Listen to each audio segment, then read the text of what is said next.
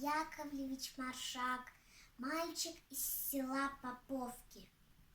Среди сугробов и воронок, в селе, разрушенном дотла, стоит зажмурившийся ребенок, последний гражданин села.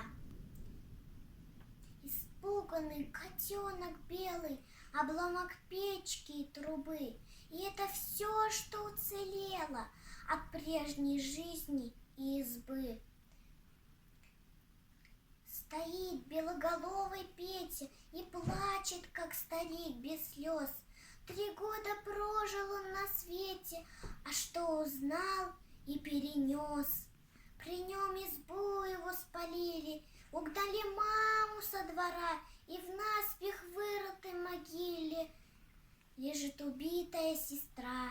Не выпускай, боец, винтовки, пока не отомстишь врагу за кровь, пролитую в Поповке, и за ребенка на снегу.